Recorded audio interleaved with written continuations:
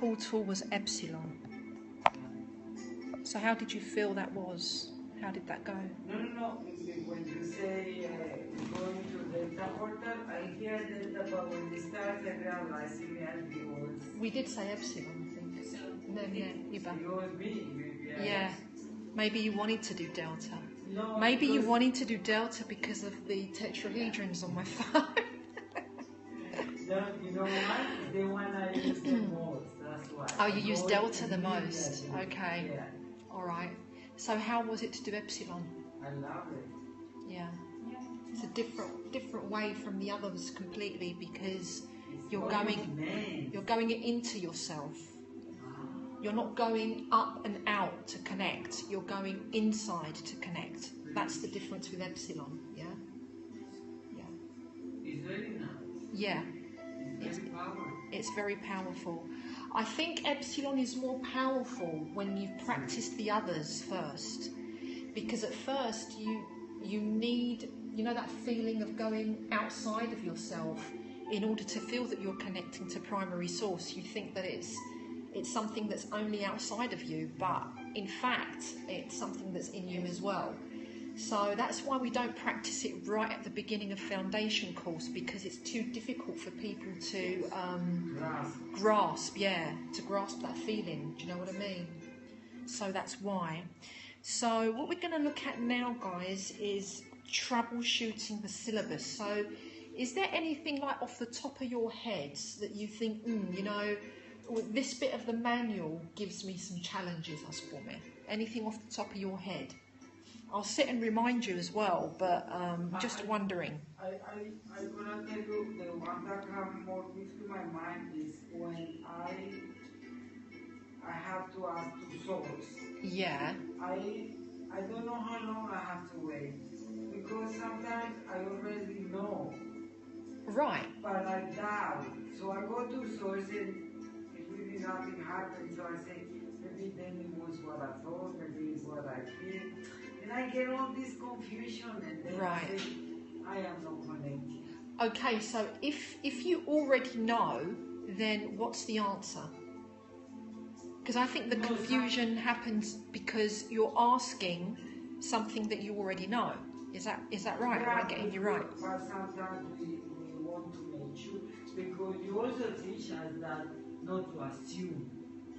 Yeah, but it depends where it's coming from. Is it an assumption from your mind, or are you feeling it in your soul? Do you know what I mean? And I think you know the difference. I think you're at a level where you know. Right. So if you can discern the difference between is it an assumption and is it coming from deep within, if it's the place deep within, then you don't need to ask. You know. Cada la vez. Yeah? So that's the difference. So if there's some confusion, just ask yourself right there and then, where is my conclusion de lo spando? Where is it coming from? Do you know what I mean? Is it from my mind? Or is it from my instinct? Is it from my intuition? Is it from my thoughts? Is it from my beliefs and my programs? You know? That's where your doubt is. Okay. So if that's what the doubt is, then that's what you can question. You can just go into the sacred neutral and ask yourself the question, you know, is my doubt coming from my thought processes, or am I on the right track? And then just wait and sit and feel out if it's a yes or a no, and that should navigate you back on track. Does that make sense? Yes.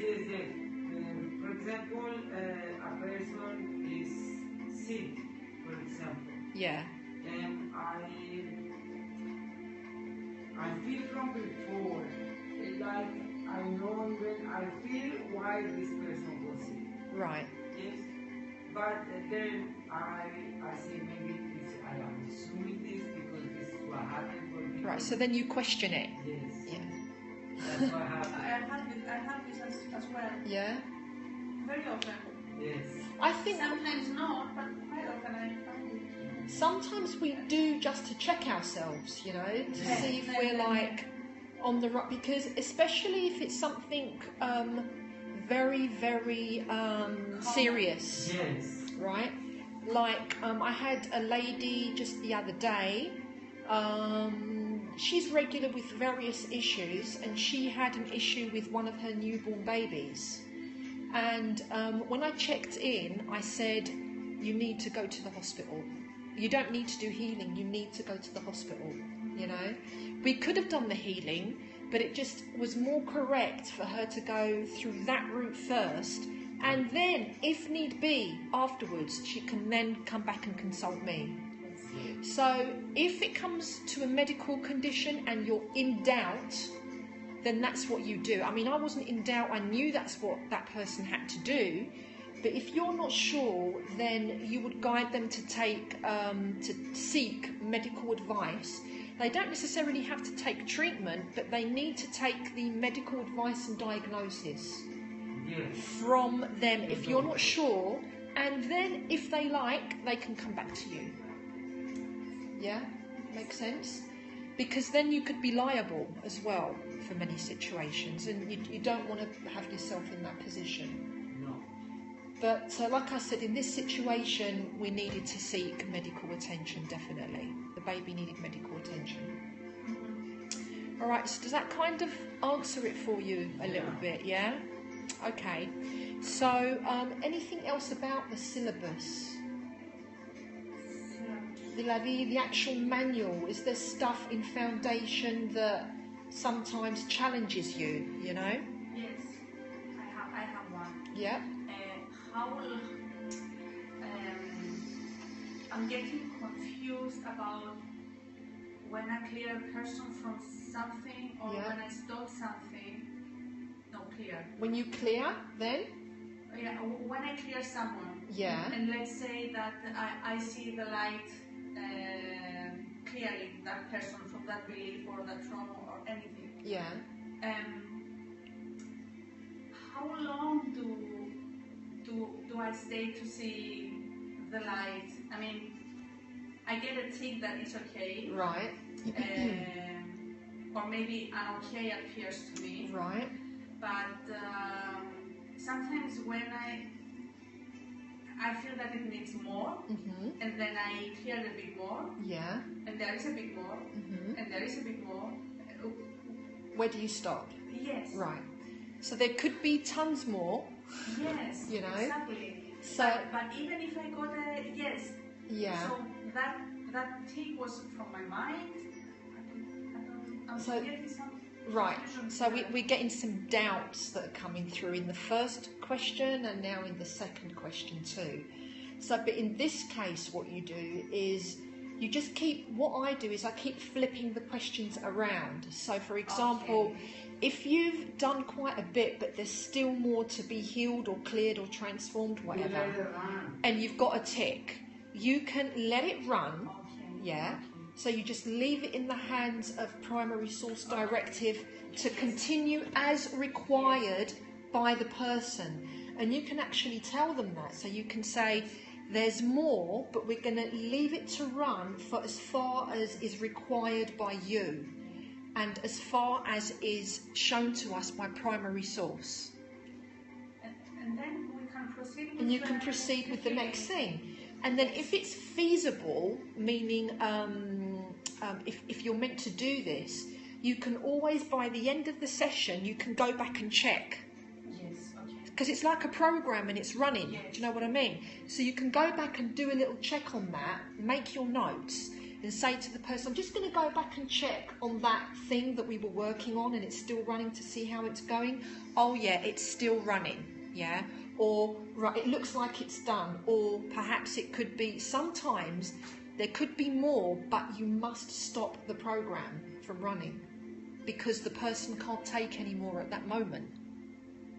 Yeah? So, for example, say there's still more to go, but you've got your tick, and you leave the program running and there's still more to go. Should the program still run? The answer is always in the question. And you might get a no. Enough for today. Enough. Okay? So you can say to the person then, look, there's still more to go in this department, but because I don't want you to short circuit, we stop here for now. see how you feel, and then if need be, we look at it again. That's how you deal with it. Does that make sense? Is it helpful? Does it help? Yes, I actually did it yesterday. I mean, I asked for the light to continue as long as it's needed for the personal highest good, let's say. Yeah.